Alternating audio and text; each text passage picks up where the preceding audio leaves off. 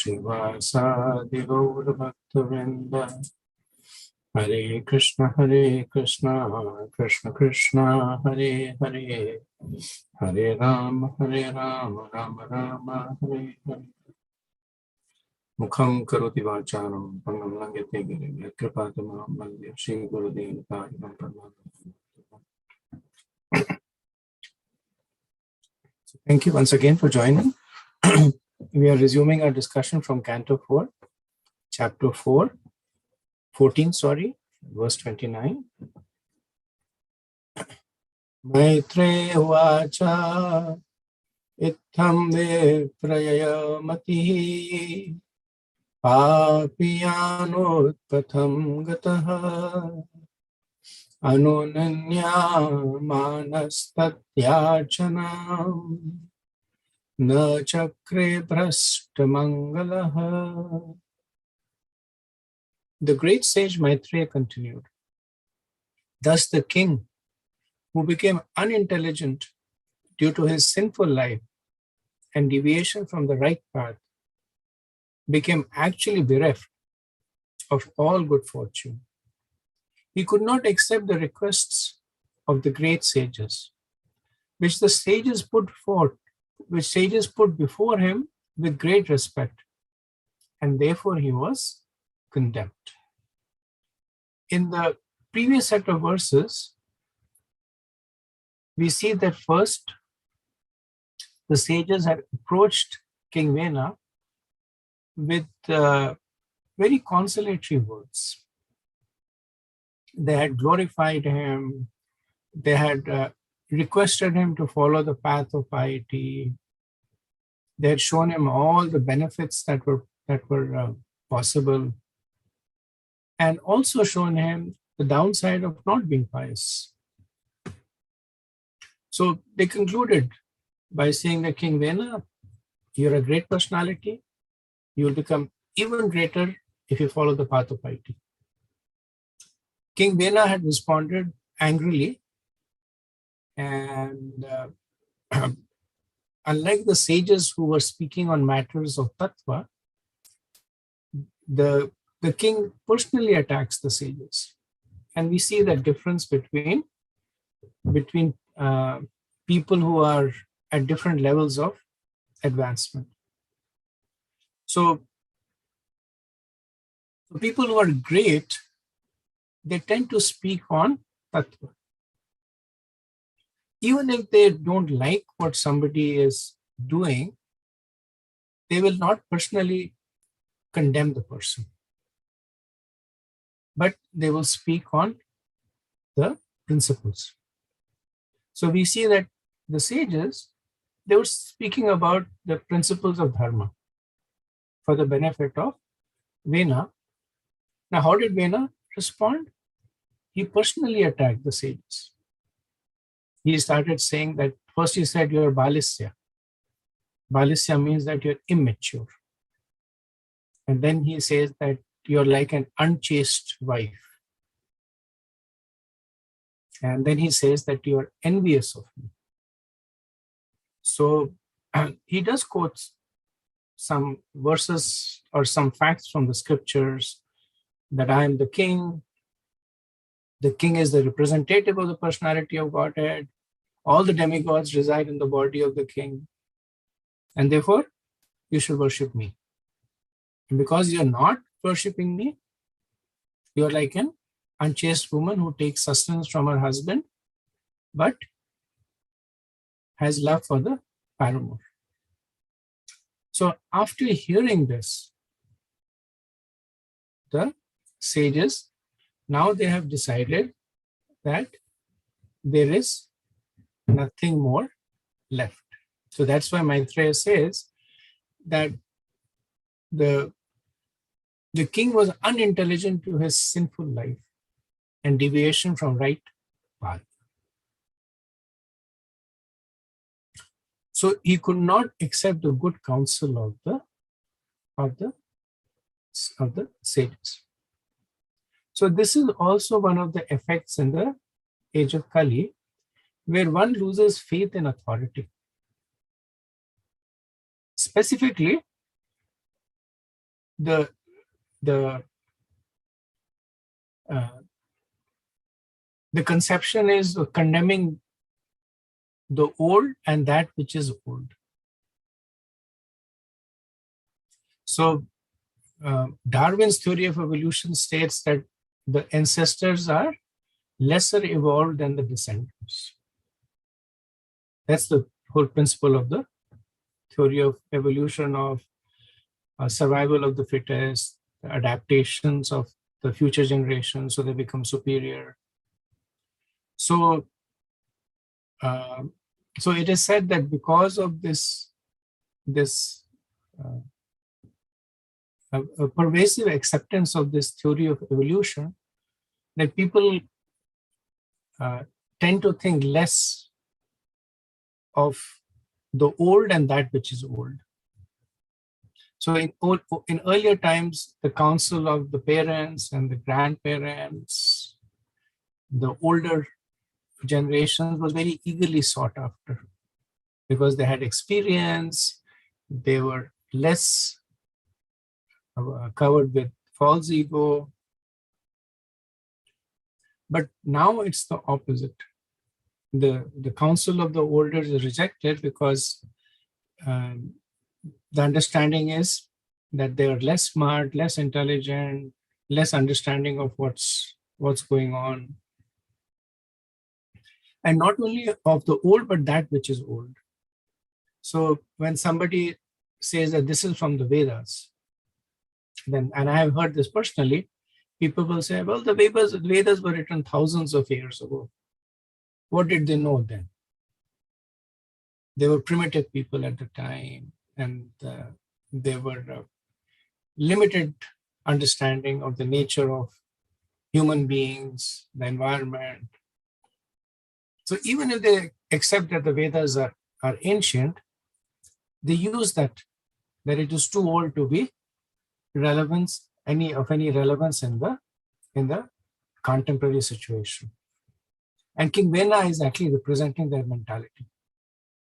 That when the sages are giving him good advice, he is calling them envious and unintelligent. Prabhupada says in the purport that that the demons cannot have any faith in the words of authorities. They're always disrespectful to authorities. They manufacture their own religious principles. And they disappear great personalities like Vyas and Narad, and even the Supreme Personality of Godhead, Krishna. So what's the result of it? As soon as one disobeys authority, he immediately becomes very sinful and loses his good fortune. The king was so puffed up and impudent that he dared disrespect the great saintly personalities. And this brought him ruination. Okay.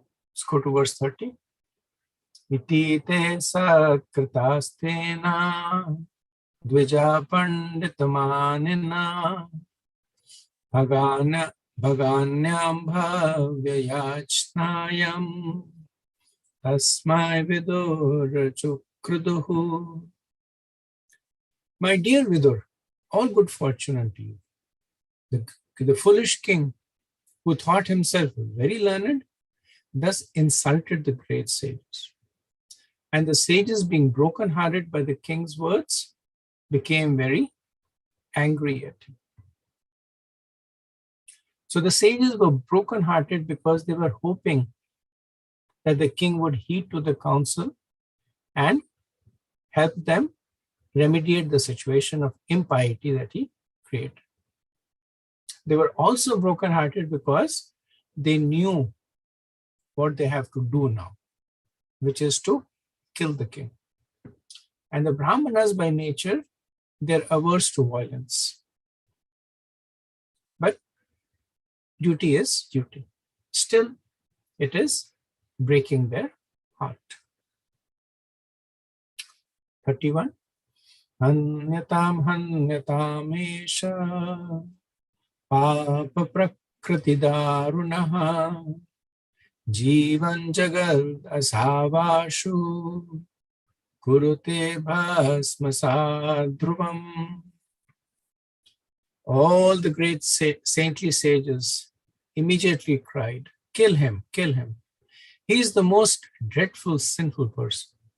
If he lives, he will certainly turn the whole world into ashes in no time. So previously we had seen that the sages were using Sam, Dan, and Bheda. When Sam, Dan, and Bhed fails, then Danda comes, or punishment.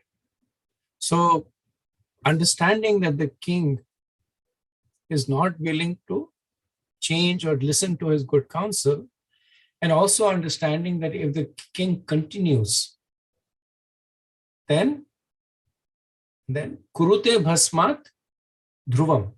Dhruvam means in all certainty, kurute bhasmat. That the entire jagat, the entire world, he will make into ashes. So ashes is a metaphor for so when the fire is burning, then the oblations can be offered in the yajna, and the oblations are received by the recipient, depending on the mantra that it is chanted, and the oblations are received through the fire. The fire is the mouth of Lord Vishnu, the fire is the mouth of Devas. So they receive their sacrificial oblations through fire. But when the fire is not burning, then offering oblations to the ashes is useless. So King Vena, he had stopped the execution of the yajna. So there was no fire, there were only ashes. And the sages were certain that if he continued, then the whole world will become ashes. So there will be no performance of yajna.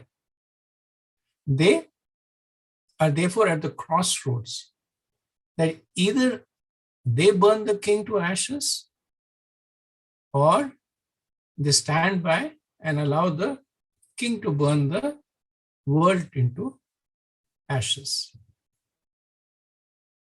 So one may wonder that it is the duty of the Kshatriyas to give out punishments, and not that of the Brahmins or the sages. The Prabhupada explains that saintly persons are generally very kind to all kinds of living entities. But they are not unhappy when a serpent or a scorpion is killed. It is not good for saintly persons to kill, but they're encouraged to kill demons, who are exactly like serpents and scorpion. So Prabhupada is paraphrasing the prayer by Prahlad Maharaj to Nrsimhadev. This appears in the 7th canto, where he says, Modita sadhu rapi prishika sarphatya. That even saintly persons take pleasure in the killing of Vrishika Sarpa. Vrishika is scorpion, Sarpa is snake. Hatya is killing. Because these are creatures, so the analogy with snake and scorpion is given because they tend to be so envious that they will attack even if they are not attacked. So other animals, even though they may have the ability to inflict harm, but they only do so if they are hungry or if they feel that they are in danger. But snakes and scorpions, they will just attack out of envy. So why do the sadhus take pleasure in the killing of scorpion or snake? Because they're protecting others. When a poisonous snake is killed, then they're protecting the life of another human being or animal or creatures that would unnecessarily be the victim of the envy of these animals. So there's the famous example, at least within ISKCON, of Bhakti, when Srila Prabhupada was traveling and Bhakti Siddhanta Saraswati Thakur, they were, along with his disciples, were going into an ashram, and there was a snake over there. Actually, there was a cobra over there. And then Bhakti Siddhanta immediately, he orders the disciples that you catch this snake and kill it. And then Srila Prabhupada admits that at that point, he feels a little odd that being a Vaishnava, being a Brahman, how did Bhakti Siddhanta Saraswati immediately order the killing of a snake? And then he said later on he understands that that's the nature of sadhus, that they're always looking for the welfare of others, even if they have to take on sins on themselves. So Bhakti Siddhanta was thinking that it's okay, let me take the sin of killing a snake, but at least let the others be safe from the danger of a snake. That's why Prahlad Maharaj also prays to Nrsimhadev that sadhu rapi vrikshika sarpahatya, that they take pleasure, not because they enjoy killing it, but they take pleasure in serving. So they are themselves taking on sins to serve the others. Okay, next verse 32. Nayam aratya satvrito naradeva varasanam yodhyagya patim vishnum vinendatya anapratrapa. The saintly sages continued, this impious, impudent man does not deserve to sit on the throne at all. He's so shameless that he even dared insult the Supreme Personality of Godhead, Lord Vishnu. So Maitreya is making this point to show that the sages are not angry at Vena for insulting him. They are not angry that he did not give them proper respect or followed his instructions. They're angry because he has even dared insult the personality of Godhead. How did he insult? So in the statements made by Vena, we don't see him attacking Lord Vishnu. Unlike Hiranyaksha and Hiranyakashipu, we don't see Vena attacking. So one might say that how can the sages say that he has insulted Lord Vishnu? So he is insulted by claiming that he himself is the Supreme Lord. And he is insulted by preventing the devotees of the Lord from worshipping the Lord. That's the greatest blasphemy. So taking the position of the Lord is a great blasphemy. And preventing the devotees from relating to the Lord, that is an even greater blasphemy. So we see in Braj Leela, there are two incidents that happen wherein Krishna reacts differently. Now, when Indra attacked Vrindavan, then he attacked with murderous instincts, right? He was hell-bent on killing everybody. He got the Samvartaka clouds, the lightning. With his Vajra, he was attacking again and again. And after Indra begged for forgiveness, what did Krishna do? He accepted Abhishek from him. He accepted the prayers of Indra, so Indra at that time gave him the name Govinda. So Krishna accepts the name Govinda. And he also chastises him mildly, but chastisement is the sign of forgiveness. Right? So as children we knew, right? When our parents were really angry, then they would not chastise us. Then the children get scared. Now I've really messed up. When they're a little bit angry, then they'll scold, then it's routine. Then the child is also comfortable that, okay, my parents are angry, they scolded me, and a little bit of back and forth has gone, everything is okay now. But when they're really angry, then they won't speak. So when Indra begged forgiveness, then Krishna says that I don't tolerate pride in my devotees. So he implicitly is saying, you're my devotee, which is why I did this. Now there's a second pastime that happens, which is the Brahma Vimohan Leela. And Brahma, he kidnaps the boys and the cows just to test Krishna. He has no desire to harm the Gopas. He has no desires to create havoc on the Brajvasis. He's just bewildered that is Krishna the personality of God, that he's eating food that was the remnants of other people. And when later on Brahma realizes his mistake, and then he is 10th canto, 14th chapter, he gives all these beautiful prayers. What does Krishna do? He does not say anything, not a single word. He simply stands and looks at him, and Brahma then realizes that he's in big trouble. He begs for forgiveness once more and disappears from there.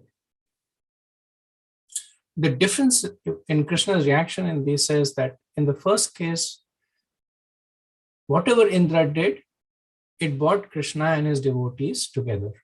For 7 days, Krishna was standing in close contact with all his devotees, with different rasas.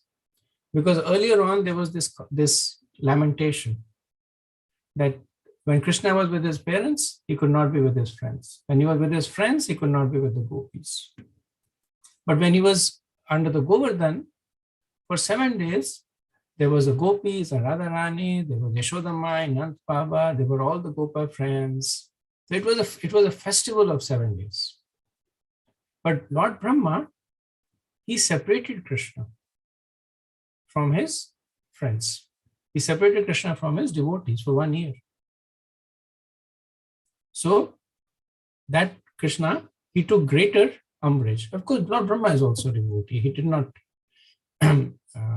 condemn Brahma, but he took more offense to what Brahma did. So the sages over here are therefore saying that this King Vena had turned this world to ashes. He had stopped the execution of yajna. He had separated the Lord from his devotees. He is the greatest blasphemer of the Lord. So the action of the sages is also an display of the sin of commission versus the sin of omission. King Vena had performed the sin of commission. So he had actually indulged in stopping the worship of the Lord, declaring himself to the Lord. So that was a sin of commission. Now, sitting by and allowing this to happen would be the sin of omission. The sages, they did not want it to be implicated in this sin. And thus they decided to take action. In the purport, Srila Prabhupada explains how devotees should react to Vaishnava Prad. He says that one should not at any time tolerate blasphemy and insults against Lord Vishnu or his devotees. A devotee is generally very humble and meek and is reluctant to pick a quarrel with anyone, nor does he envy anyone. However, a pure devotee immediately becomes fiery with anger when he sees that Lord Vishnu or his devotee is insulted. This is the duty of a devotee. Although a devotee maintains an attitude of meekness and gentleness, this is a great fault on his part if he remains silent when the Lord or his devotee is blasphemed. So, because the sages did not want to commit the Vaishnava Prana. They decided to act outside their Varna. Even though they were Brahmins, they considered that the duty that is enjoined by my Varna is lower than the implication of Vaishnava Prana. So in our lives, and of course we don't have these kind of situations, but we have these situations to a lesser extent, where we have to decide between the sins of commission and the sins of omission, where we have to weigh the pros and cons of acting in a particular way or not acting at all. And this pastime and Srila Prabhupada's purport, it is helping us understand when to act and when not to act. Okay. Verse 33. Ko venam parichakshita venam ekam rite shubham praptidrasham aishwaryam yadanugra bhajanaha. But for King Vena, who is simply inauspicious, who would blaspheme the Supreme Personality of Godhead, by whose mercy one is awarded all kinds of fortune and opulence? So the sages are saying, who except King Vena would criticize Lord Vishnu, from whom he himself had received wealth and power, and who was already the recipient of the mercy of the Lord. So he is a person who received mercy from the Lord. Why? Because he was the king. How could he have become the king unless he had the mercy of the Lord? He had a human form of life. He had health. He had opulences. So he had all the mercy that the Lord could give him, but instead of being grateful, he was blaspheming the Lord. So since King Vena is not recognizing the mercy that the Lord has showered upon him, he should not be shown any mercy also. And thus he should be kept. So the sages are building the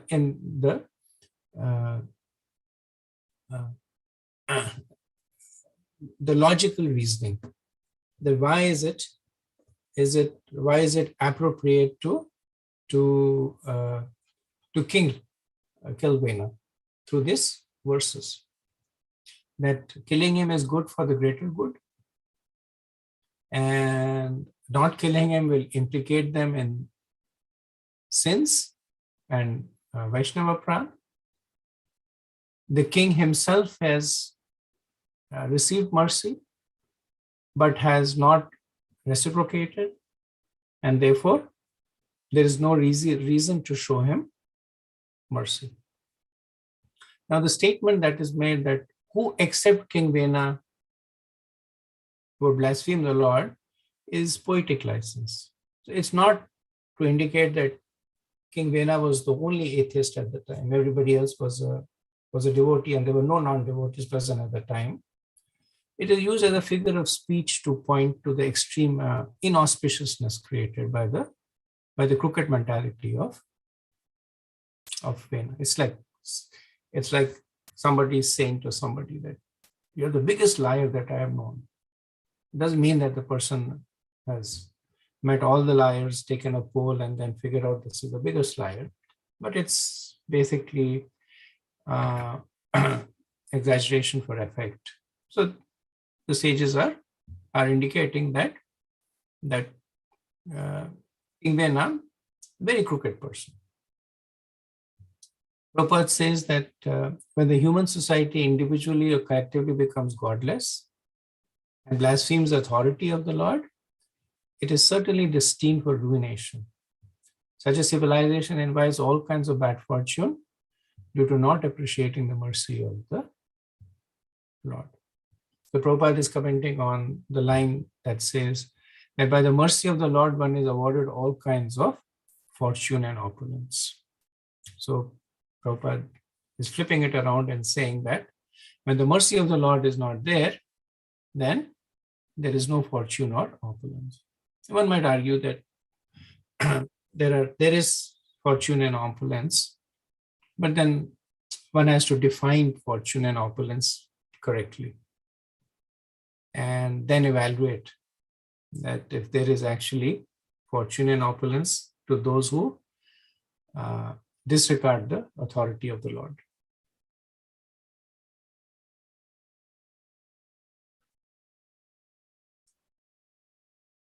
(34) Ithamya visita hantum rishyorudamanyavaha nijagnurhum kritervenam hatam machuta nindaya. The great sages, thus manifesting the covert anger, immediately decided to kill the king. King Vaisnava was already as good as dead due to his blasphemy against the Supreme Personality of God. Thus, without using any weapons, the sages killed King Vaisnava simply by high-sounding words. So, the verse indicates that what the sages did was inevitable. That they killed one who was already as good as dead because of his actions, because of his blasphemy against the Lord. So the cursing of the sage was simply a tool to accomplish that which was inevitable. The sages did not cause the king to die. The king was already as good as dead. The sages simply became a tool to effect it. So Maitreya, and in the conversation, we see the high character and quality of the sages. That for the welfare of the masses, they are willing to take on this burden. And because they are properly situated in their relationship to the Lord, they are not willing to tolerate offenses against him and his devotees. And Maitreya says that the sages didn't kill him. They were properly situated. He was already killed by his actions. In the Bhagavad Gita, in the 11th chapter, Krishna tells Arjuna that all these kings have already been killed by me. You simply become my tool, Nimit Matra. Just become my tool. Because Arjuna was worried about the sins that he would incur by killing so many people. So similarly, the sages were not killing because of ego or anger or revenge, that I made you the king and you're not listening to us. But they simply made themselves a tool to the will of the Lord. So the Brahmanas have what is known as Vak Vajra. So Vak means speech and Vajra means weapon. So they don't need a bow and arrow or a sword. Simply by the power of words, they can accomplish many things. Here they're killing Vaisnava. By the power of the words, they can also, and we will see that later, next chapter, they can create life. By the power of the words, the sages, they can create wonderful creations. We see that in the case of Kardamuni, that he created this aerial city. So you did not have to hire an architect or anything like that, just by the power of the words. So Vak Vajra.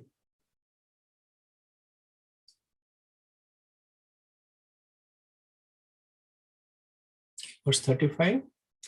Rishibhi swashramapadam gate putra kalevaram Sunita palyamasha vidya yogena sochati. After all the sages returned to their respective hermitages, the mother of King Vena, Sunita, became very much aggrieved because of her son's death. She decided to preserve the dead body of her son by the application of certain ingredients and by chanting mantras, mantra yogena. So Sunita was blind to the nature of her son. So Vena was a very cruel person. Right from the time he was a child, he used to kill his friends, and when he grew older, he became more and more cruel. But from the perspective of Sunita, he was a dear son. So the nature of dharma is that it does not teach one to reject relationships, but it teaches one to prioritize relationships from the perspective of dharma. But we see that Hiranyaksh and Hiranyakashipu, they were the greatest terrorists in the universe. And Diti was completely blind to their activities. And out of revenge, she wanted to kill Indra. Similarly, we see Asti and Prapti, they were blind to the cruelty of Kamsa. And when Krishna killed them, they were so angry at Krishna that they went to Jarasan, their father, and they instigated him to repeatedly attack Krishna and the Yadus. So these are examples of personalities who are not able to view relationships from the lens of the scriptures. They're simply looking at it from the bodily concept. And then there are great personalities also. There's Mandodari. She was married to Ravan, but she was constantly advising him to give up Sita. And there was Tara, who was constantly advising Bali to be kind to his brother. And then there was Arjun, who was attacking his own teacher and grandfather. Why? Because they were properly able to review the relationship from the principles of dharma. So it's not that Mandodari said that Ravan is my husband, whatever he does is right. But while she acknowledged the fact that he was his husband, she also evaluated his actions from the principle of dharma and said that what you're doing is adharmic. She had predicted earlier on that you and the whole city of Lanka will be burned by the fire of Sita because of your impiety. Srila Prabhupada writes in the 7th canto that the example of Prahlad Maharaj, that even though Prahlad Maharaj did not cooperate with the philosophy of his father, he always remained respectful to him. And also his own teachers, Shanda and Amarka. So this is again important lesson for us, that when we anchor ourselves in a spiritual conception, then spirituality does not mean rejecting relationships. Does not mean that you say that my parents or my children, they are related to me by my body. I'm not my body, so I reject them. But what it teaches us is to evaluate it from the perspective of dharma. Prabhupada would say that parents should look upon their children as opportunities that have been given to them by the Lord to guide souls to Krishna consciousness. So this is where one begins to look at the relationship from a spiritual perspective, and the relationship becomes even stronger and sweeter. So Sunita was not situated like that. She was a daughter of Mrityu. It's been explained earlier, she herself was a dharmic. So she was attached to the body of her son, and she had the knowledge. She was the daughter of Mrityu, so she had the knowledge of preserving dead bodies. So she preserved the body of her son using various kinds of oils and mantras. Okay, so let me pause over here and see if you have discussion on the points that we have spoken so far.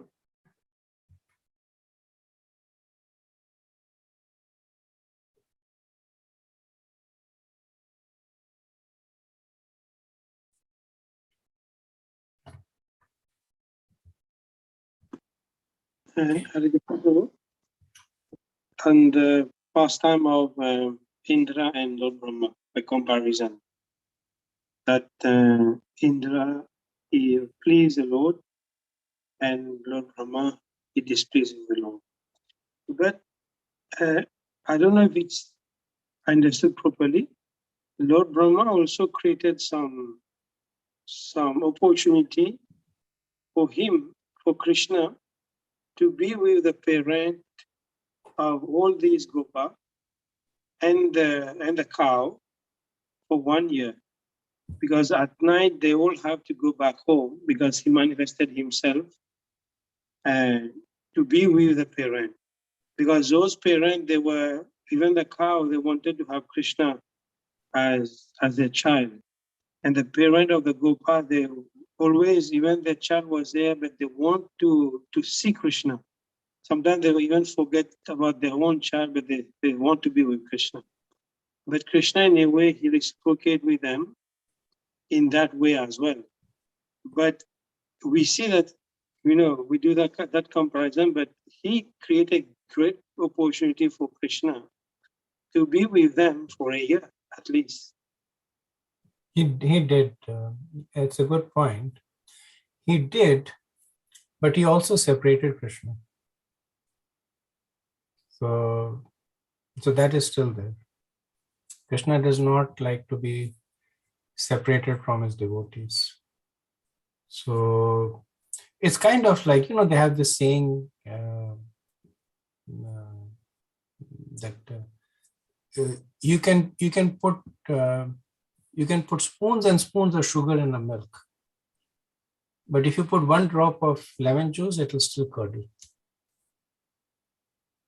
So you can do so Brahma did all that. You're right, because for 1 year, when Krishna became the Gopas, then he was drinking the milk of their mothers, and the cows were feeding the calves, understanding that they were Krishna. So he was fulfilling the desires of these devotees. They had this desire.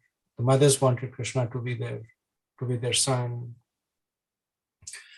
but he also separated Krishna from his devotees. So he put a lot of sugar, but he also put few drops of lemon juice. And ultimately,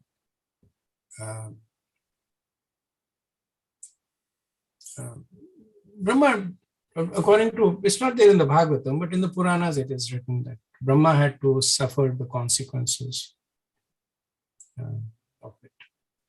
I think he took a birth as somebody and then suffered the consequences of it and came back. I'm not sure. I know it's not in the Bhagavatam, but I remember hearing about it somewhere. So in Chaitanya Leela, Haridas Thakur is considered to be Brahma, and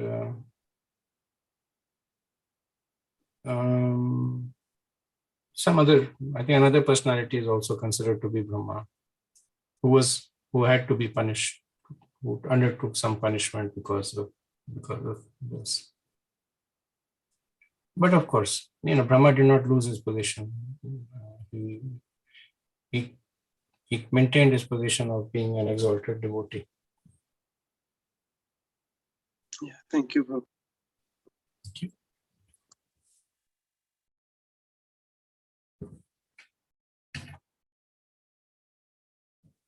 Carrying on, verse 36. Ekada munayaste tu sarasvat salila plutaha utvagnin satkathas chakru upavisita saritate. Once upon a time, the same saintly persons, after taking the bath in the river Saraswati, began to perform their daily duties by offering oblations into the sacrificial fires. After this, sitting on the bank of the river, they began to talk about the transcendental person and his pastimes. So in 5 verses, from 36 to 41, Maitreya now describes what happens after the death of King Vena. So Ekada, once upon a time, it indicates that this is not in immediate time succession. So they killed King Vena, his body was preserved by Sunita, they went back to the respective ashrams, some time passed, and then once upon a time, at some point of time, this is what happened. That they had taken their bath and they had done their daily duties, offered the yajna, the homa in the yajna, and now they began to do Krishna Katha. Verse 37. Vikshoti hitam stadotpata ahurloka bhayankara apyabhadram anathaya dasubhyo na bhaved bhavaha. In those days, there were various disturbances in the country that were creating a panic in society. Therefore, all the sages began to talk amongst themselves. Since the king is dead and there is no protector in the world, misfortune may befall the people in general on account of rogues and thieves. So we know that at the beginning of this chapter, in the 3rd verse, it was said that when King Vena ascended to the throne, then all the rogues and thieves, they became very much afraid and they ran away. Because they knew that King Vena was very cruel. He was a bigger rogue than them. When King Vena died, then there was no successor. So now these rogues and thieves, they came back and they began to terrorize the citizens. So Prabhupada says that the conclusion is that even though saintly persons have no business in political affairs, they're always compassionate upon people in general. That was the concern of the sages. So it is said that the sages, they sat down to do Krishna Katha. But what did they talk about?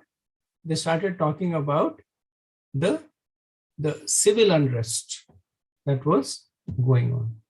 So it's not that they started talking Prajalpa, that they said, let's do Krishna Katha, and then they switched topics and started talking about political affairs. But being concerned about the devotees of the Lord is as good as Krishna Katha.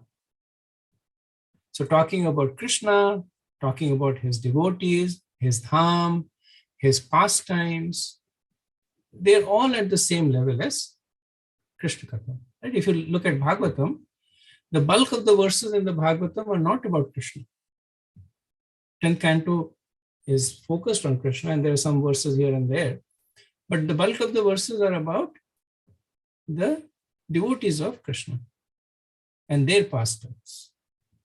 So when the sages began to talk about the situation in the country, they were displaying the compassion the devotees have for others.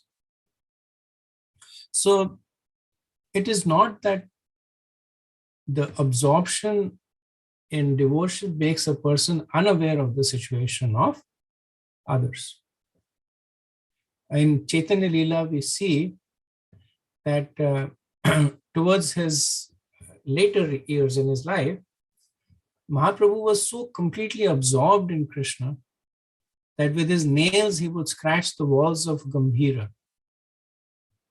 and trying to get out and meet Krishna, or thinking that the walls are holding him back.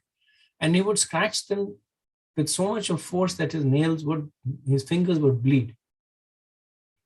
So the devotees had Shankar Pandit accompany Mahaprabhu at night.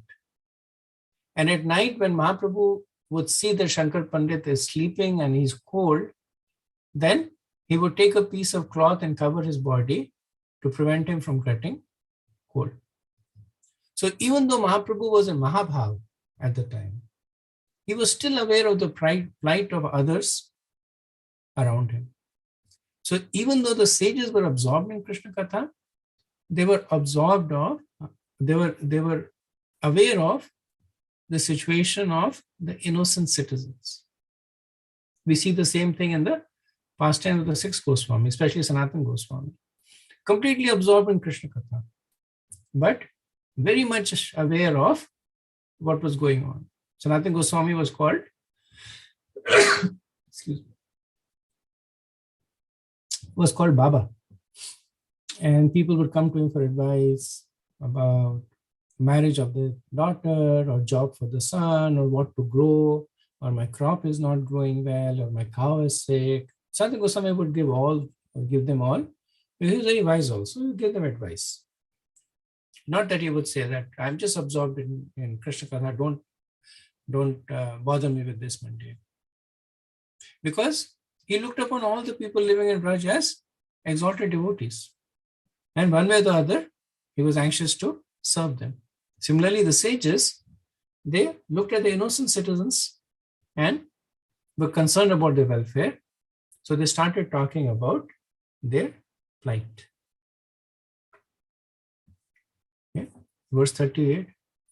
Evam Shanta Rishyo Dhavatam Sarvato Disham Amshu Samhutito Bhures Choranam Abilum Patam. When the great sages were carrying on their discussion in this way, they saw a dust storm arising from all directions.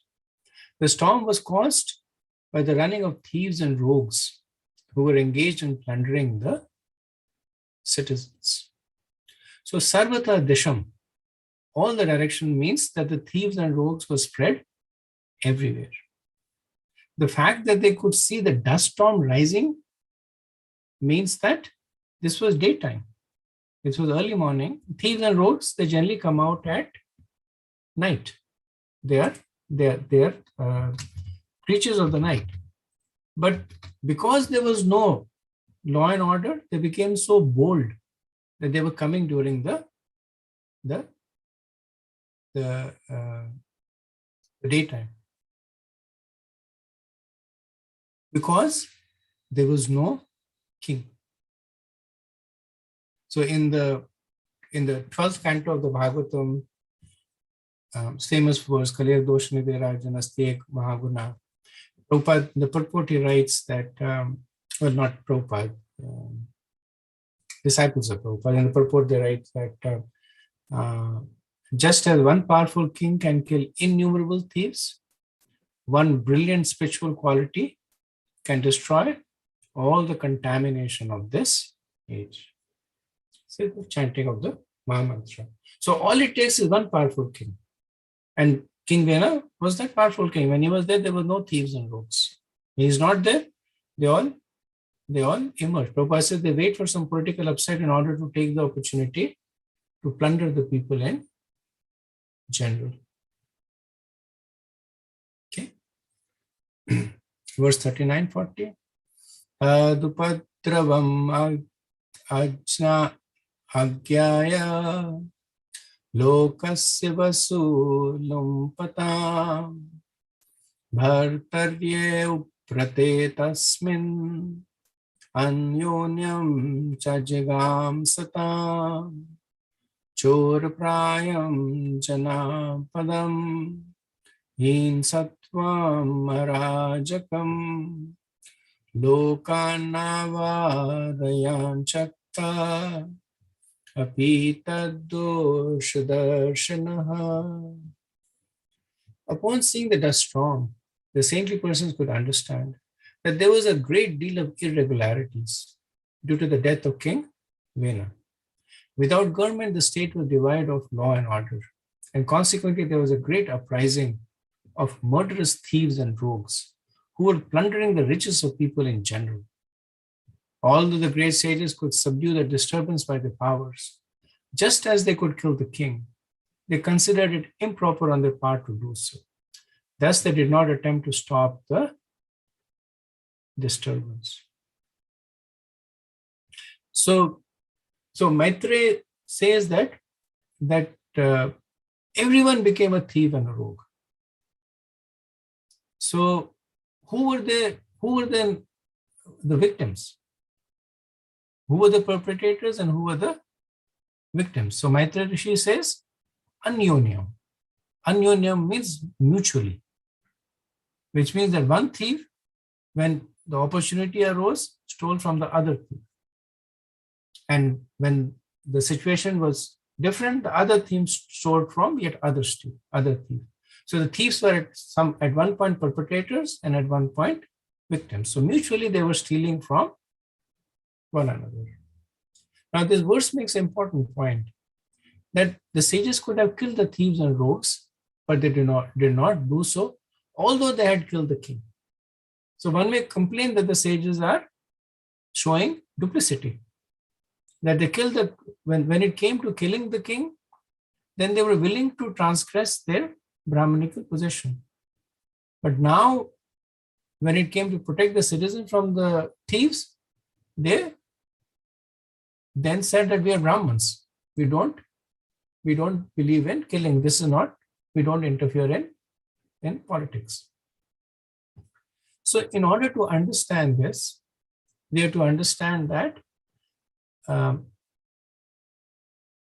one is typically acting under the influence of three kinds of dharma.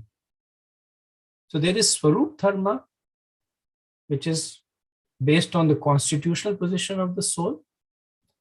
There is the Swadharma, which is based on the Varnashram. And then there is Apat dharma, which is during times of emergency. So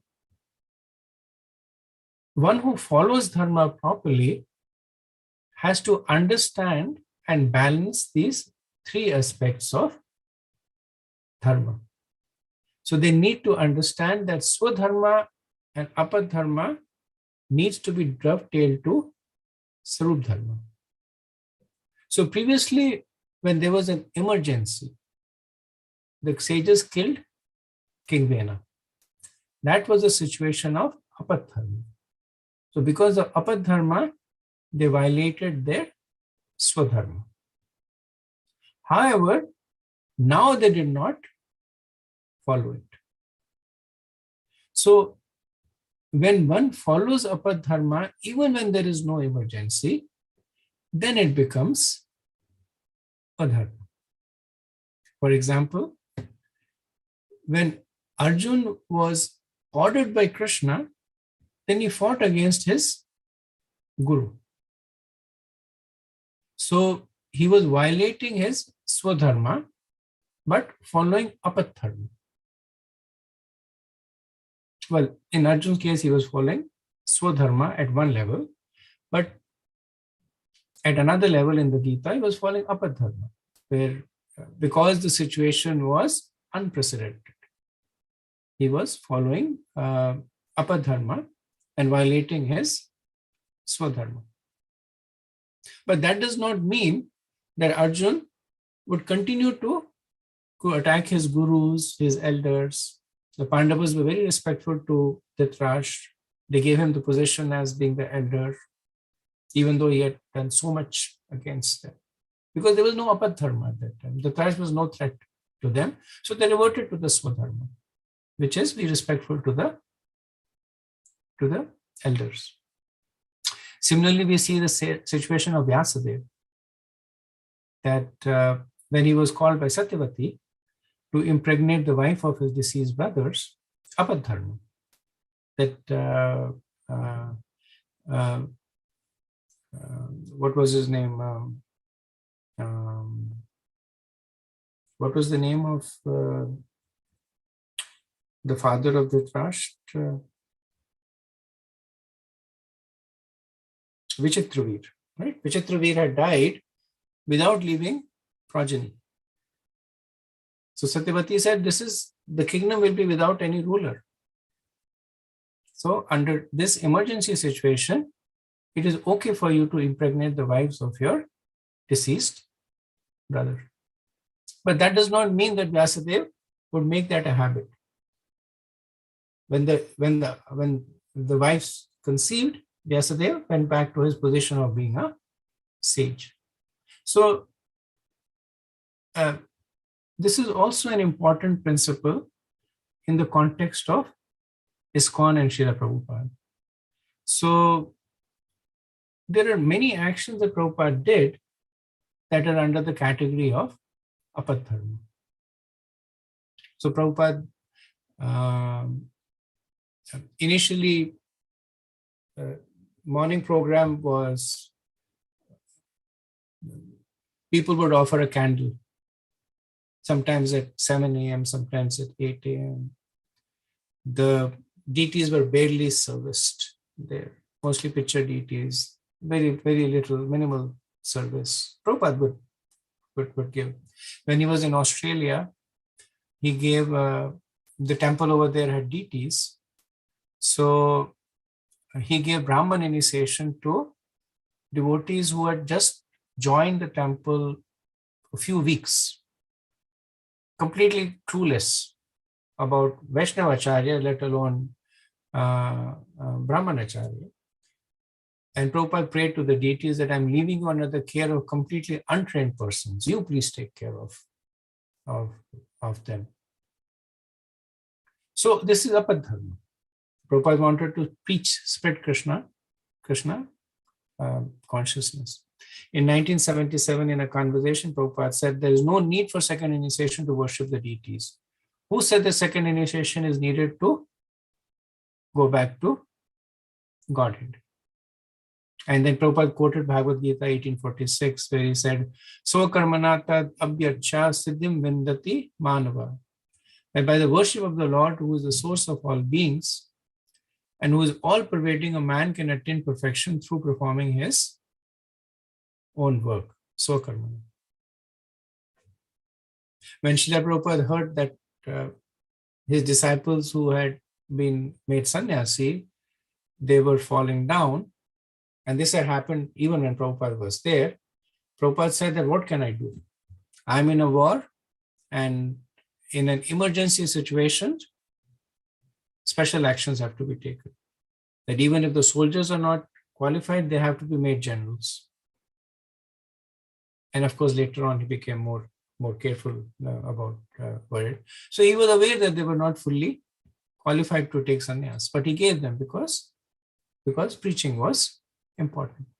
But we also see that when the emergency situation passed, then Prabhupada recommended following the established scriptures. He established high level of deity worship, he established standards for initiation, temple management, etc. Now, all these Prabhupada pastimes are there in Lila Amrita or in discussions, and people sometimes take quote Srila Prabhupada from the time that he was taking action based on emergency situation.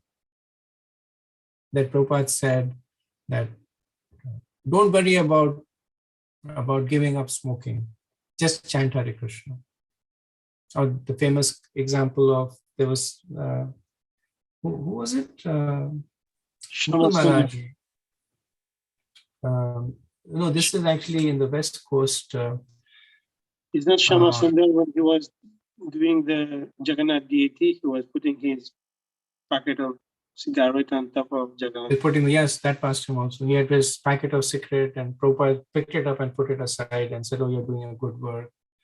And Prabhupada once came to the quarters of Mukund Maharaj, and this was after Mukund Maharaj was initiated, and there was a beer can or alcohol there. And Prabhupada said that to him, that is this something that you would like to get between you and Krishna?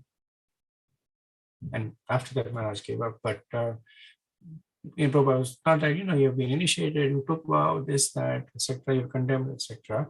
So sometimes people take shelter of things that Prabhupada did to establish. Sorry. So sometimes people take shelter of these activities that Prabhupada did, and really speaking, all the way till the end of his time, he was in some kind of emergency or other. The movement was still young, even though it was 11 years old by the time we left the planet. But he was always he was dealing with the underqualified or unqualified disciples. In the Shikshamrita, there is a letter from the temple president of the Paris temple, who basically writes to Prabhupada that who's a sannyasi.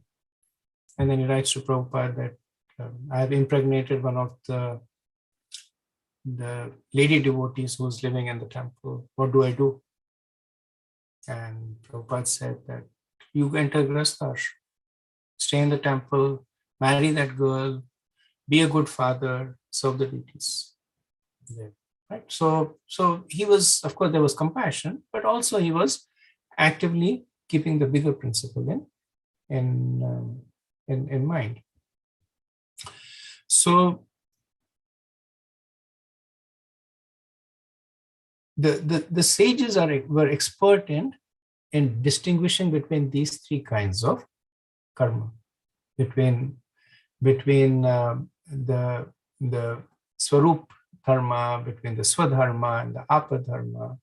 And they realized that this is not the time for them to violate their Swadharma. So they did not, so they will take some action, but they did not take up arms and start fighting against or start cursing the bandits.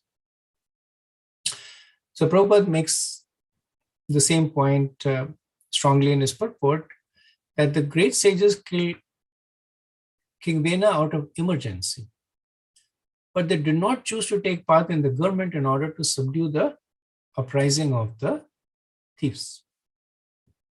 They could kill all the thieves and rogues by the prowess of the mantras, but they thought it is the duty of Kshatriya kings to do so. Also, one point I wanted to make is that even under Apadharma, there are restrictions.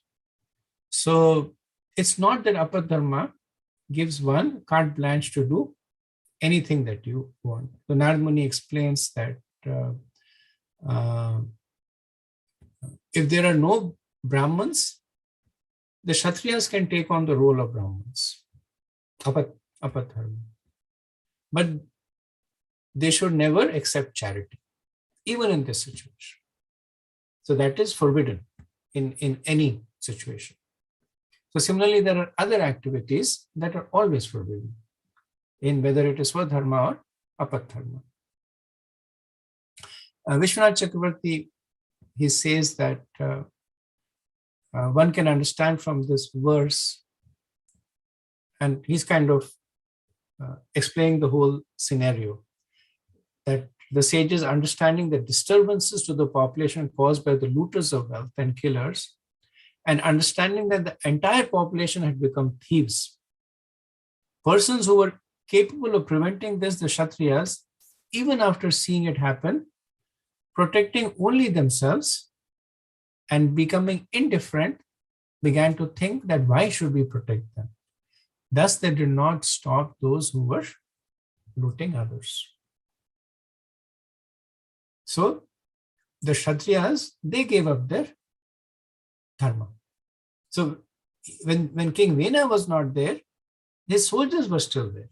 Vishnu Chakravarti says that when they saw that the entire population was becoming adharmic, they also became adharmic. They also gave up their own rights or duty. Verse 41. Brahmana samadrakshanto deenanam sampukekshaha sravate brahmatasyapi Bhinnabandhat payoyata. The great sages began to think that although a Brahman is peaceful and impartial because he is equal to everyone, it is still not his duty to neglect pure humans. By such neglect, a Brahmana's spiritual power diminishes, just as water kept in a cracked pot leaks out. So this is an important verse that talks about the quality of compassion. So what to speak of devotees and Kshatriyas being obliged to stop the suffering of the people? Maitreya says that even the Brahmanas who are peaceful, samadrishti, if they ignore the suffering of the people in general, then whatever pious credits that they have earned by their austerity disappears. So we had earlier spoken about the sin of commission and omission. So the Brahmanas, by their nature, were neutral. But when there is widespread chaos, if the Brahmins maintained the neutral position, they would become contaminated by the sin of omission. Prabhupada in his purport notes that a Brahman in an advanced state becomes a Vaishnava. So just like the Brahmanas are obliged to think about the welfare of others, if they don't, they lose their piety, so are the devotees. Because the devotees are actually Brahmanas who are more advanced. So Prabhupada says that in their elevated condition, the Brahmanas are called Vaishnavas. There are two types of Brahmanas, the Brahman Pandit and the Brahman Vaishnava. A qualified Brahman is naturally very learned, but when he is learned,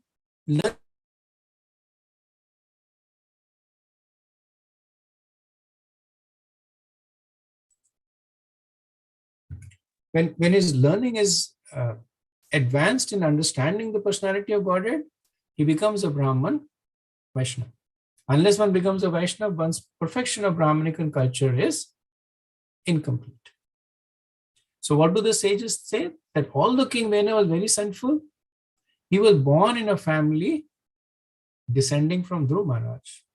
Therefore, the semen in the family must be protected by the personality of Godhead, Kesha.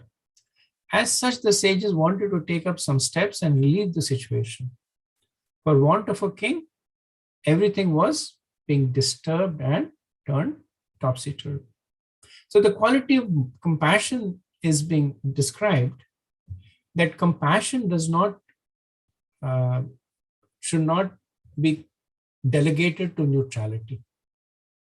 One should not think that I'm samadrishti, so whether a person is opulent or compassion or suffering, I see them with the same eyes. No. If one behaves in that way, then the Brahman will lose their piety and the Vaishnava will lose their devotion. So the reason this will happen is because they have the ability to correct. They are empowered to correct. and yet they are not correcting. So they are neglecting the duty for which they have been empowered to execute on. So that is why their tejas will reduce. So in a lecture, Radhanath Swami, he once comments that for a devotee, basic sadhana is important. But after they have achieved their basic sadhana, they will get more mercy by giving it to others. So there are some devotees who continue to increase their sadhana. They may chant more rounds, they may read more, and which is good because they're using their sadhana to develop devotion. But then there are devotees who will go out and preach. So that's why Radhanath Maharaj says that after the basic sadhana is there, your 16 rounds, your regulative principles, attending Mangala Arati, that is there. Then, in order to get the mercy of the Lord, one should display compassion.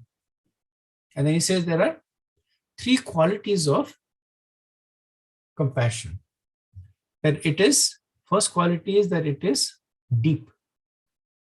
So even when personally suffering, one thinks of the suffering of others. So Parikshit Maharaj is cursed to die, yet he is asking all these questions for the welfare of the people in general. Jat Bharat himself is carrying the palanquin of Maharaj Raguna on his shoulders, but he's carefully avoiding stepping on any ants. So deep compassion. Then second quality is it should be spontaneous. So spontaneous means that actionable, that one acts upon it. One should not remain on an intellectual platform. So Bhakti Siddhanta Saraswati Thakur was once taking his disciples on a yatra to holy places, and as it is in holy places, there are beggars there. So there were people who were begging, and his disciples, they were simply ignoring them. So what they were thinking in their mind, that these persons are suffering because of their own karma. And their body is suffering. So better for us to ignore them. And Bhakti Siddhanta is strongly chastised them that you think you're great devotees. You're definitely not devotees unless you show compassion. So second quality is that it is actionable. That one should not maintain at an intellectual platform. That a beggar comes, you look at the beggar and say that, I know this person is suffering because he performed sinful activities. So that's his karma, let him suffer. And you move on. So all that is true. But then where is the quality of compassion? That still you help the person. Third quality is that it is complete. So mundane compassion is partial. So what is partial compassion? It is biased compassion, right? There are people who are so much concerned about the welfare of dogs and cats while they're killing cows. Like there was this case of a cat that was caught itself on a tree. It was a high tree, somehow it got on, it was a kitten actually. And it was television news. And there were people who were actually glued to the TV watching the fire engine people come, and it was the kitten was so high that the fire engine people, they had to get a really long ladder, get up over there. And finally, when the persons, they caught the kitten, so they were also scared the kitten would jump off the tree and die. So finally, when the person caught the kitten, then the newscaster was crying and people were crying, and all the while they were eating steak for dinner or chicken for dinner. So this is incomplete compassion. That you have so much compassion for a cat, but you're slaughtering innocent animals at the same time. So Parikshit Maharaj again, it demonstrates complete compassion. That he's not just talking about improving the plight of those who are devotees. He even wants those who are living in hellish planets to be liberated.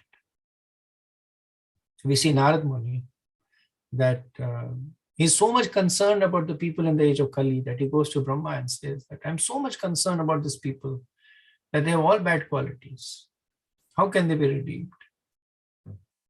And then Lord Brahma says, Iti Shodashkam Namanam Kali Karantam Nasham, gives the Maha Mantra.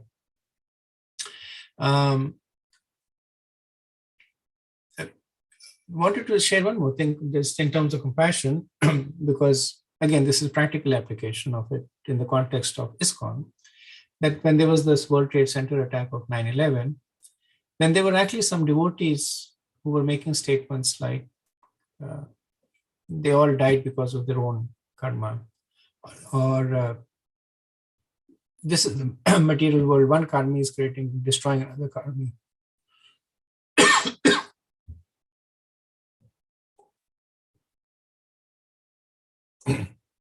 Excuse me. So at that time, Hridayanand Maharaj, he wrote a very nice article commenting on this. And I'm going to paraphrase what he wrote. So he said that one should be more tolerant to their own suffering than the suffering of others. So the point he was making is that all this principle of karma and rationalizing it, you should apply it to yourself, not to others. So those who are applying it to others, he said, they're not actually demonstrating advanced detachment in Krishna consciousness, but they're displaying a disturbing lack of human empathy and are in fact embarrassing our movement by the neophyte response. Then he says, in the Vedic culture, we are required to treat the people based on the innocence and guilt in this life. This is a very important statement. So he says that the Vedic culture, it says that even though you have an understanding of the law of karma, you should not apply it to others. Because if you're applying it to others, you're taking the position of Krishna. Krishna is the one who is giving the people the results of their past activities, good or bad. We are not Krishna. So who are we to say that this person needs to suffer because of his past sinful activities and this person's suffering is justified? We are taking the position of Krishna. So what the Vedic culture enjoins, what does it recommend? That you should treat the person based on the activities in this life. You should not misuse the philosophy. We are not, he says, we are not allowed to become Krishna and punish them thinking that we are delivering the results of their karma. We are not allowed to abuse others in the name of karma. We should be above mundane morality, we not below it. So sometimes people, they condemn mundane morality, that you're feeding people but starving the soul.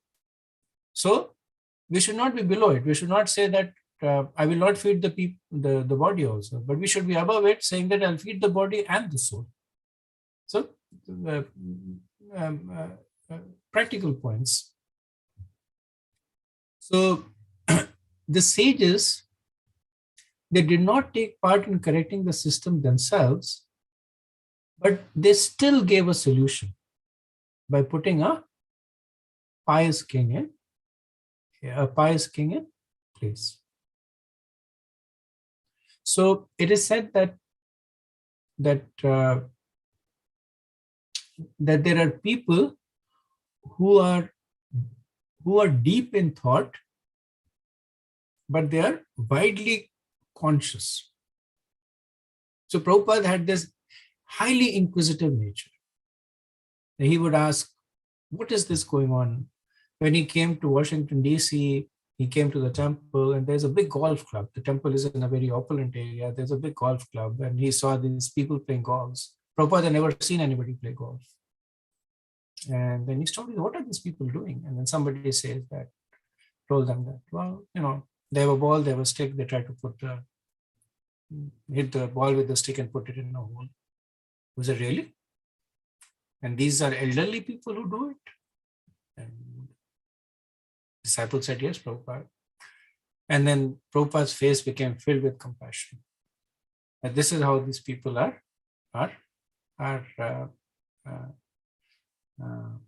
wasting their life. So that's the nature of devotees, that they're deep in thought but widely awake. They're deeply spiritual but widely conscious. The second kind of people are cruel and brutal. They're the Rakshasas. So their focus is that I should live well regardless of the pain that I cause others. Or more so, they live well by causing pain to others. Vena is an example of that. And the third kind of people are Yakshas. So they live for themselves, but they don't consciously cause pain to others.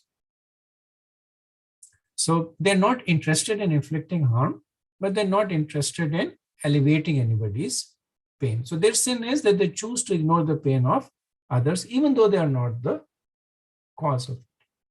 So therefore, the devotees are recommended to be like rishis, that they should be deep in thought, but widely conscious. In the 9th verse of the Ishopanishad, it is said, Andam tava pravishanti, that those who are engaged in the culture of nascent activities shall take shelter in the darkest region of ignorance. So these are the people who reject the Vedas. Andam tama pravishanti, that they reject the Vedas, they tama pravishanti, that they enter into the darkest region of ignorance. Then the verse goes on to say, Tato bhuya ivate tamo yayu vidya yamrata. Worse are still those who are engaged in the culture of so-called knowledge. So this is referring to those who know the right from the wrong, but they stand by without doing anything. So the knowledge is called so-called because they have the knowledge, but they are not applying it properly. So the first is the sin of commission. Annam tama pravashanti. Right? So they're ignorant, so they engage in nascent activities. And the second is the sin of omission, that they know, but they still don't act. And what does Ishopanishad says? Worse are still who are committing the sin of omission. So Albert Einstein once mentioned that the world will be destroyed not by those who commit evil, but those who stand by and do nothing, because he had witnessed the Holocaust. So it was not just one person committing evil, but so many people standing by, other countries, other citizens standing by and doing nothing. Similarly, there's a comparison of Jatayu with Bhishma Dev. So when Jatayu saw Sita Devi was being kidnapped, then he wanted to fight with Ravan. So Sita Devi at that time says, don't fight with Ravan. You're no match for him. He'll kill you. Instead, you go back, find Lord Ram and tell him what has happened. But Jatayu, he was aware of the principles of Dharma. And he said that if I fight with Ravan, I will die only once. If I go away and allow this sinful activity to happen, I will repeatedly die over and over again because of the guilt of adharma. Now, contrasting this is Bhishma and Drona and Kripacharya, that while Draupadi was being disrobed, they stood by and did nothing. They did not encourage, but they did not put a stop to it. And Jatayu, he was a vulture. He was low-born, he was a vulture, but he soared so high because of understanding the principles of Dharma that Lord Ram gave him the position of his own father by performing his last rites. And on the other hand, Bhishma, Drona, Kripa, exalted personalities but they lost the favor of Krishna. So this understanding of the principle of compassion is very important. And I have actually run out of time. I forgot to check the time. So my apologies for that. But let me pause and see what discussion is there.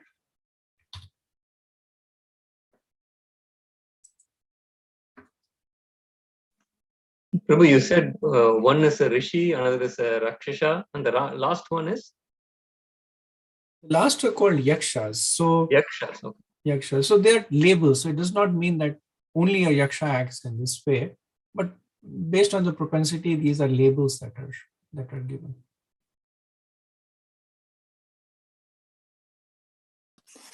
Prabhu, the three qualities of compassion, it is, first one you said it's deep, second is spontaneous, and the third one is that the conscious?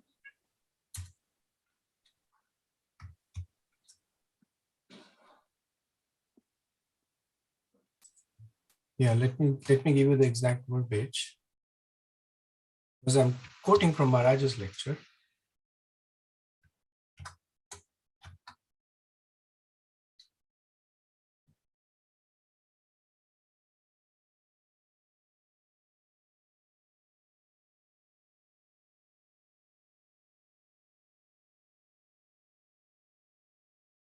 So the first is deep, the second is spontaneous, and the third is complete.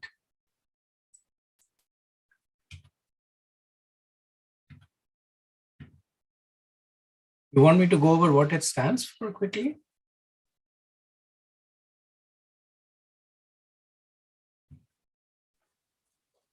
I mean, if others don't have a question.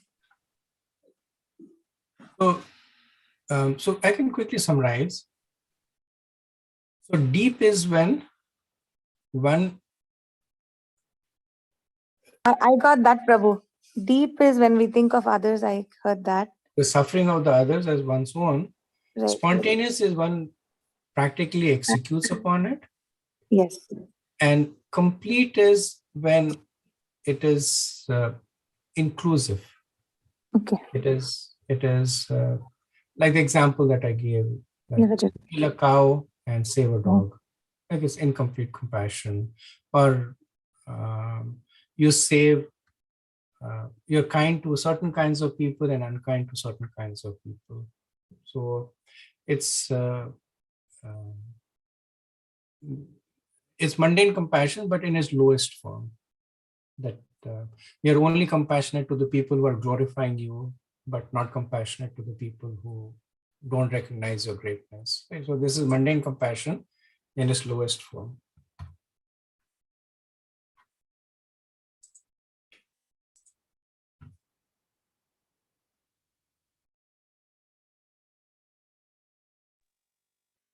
Hare Krishna, not a question, just a comment.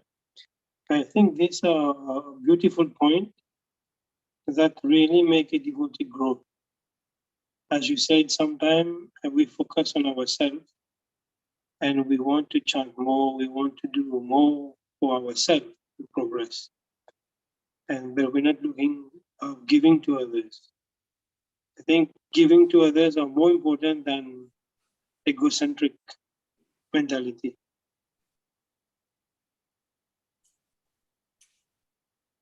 And it attracts the mercy of devotees and Krishna also. Like Krishna says in the 18th chapter, that one who teaches this to others is most dear to me.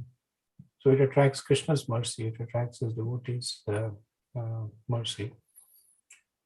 So according to one's ability, Radha Maharaj makes this point that you have to grow your roots first before you give shelter to others. It's not that you're giving up your chanting and trying to help others, because then eventually you'll also fall. So at least you need to grow your roots. But then at some point, the roots need water. You can keep growing your roots deeper and deeper, but if there's no water, then they will not be nourished. That's the water of mercy that you get when you start trying to help others out. Not just necessarily preaching. just the quality. Like there was this this incident in, I believe it was in Australia, where there was a person who was trying to commit suicide, and the devotees, there was a temple close by, and the devotees came by, and the person jumped, and they actually put the chadar out and they caught the person. The person didn't die. And then it was in the newspaper that Hare Krishna saved person from dying. Prabhupada was so happy when he saw that. Not because the person was jumping, but because the devotee saved him.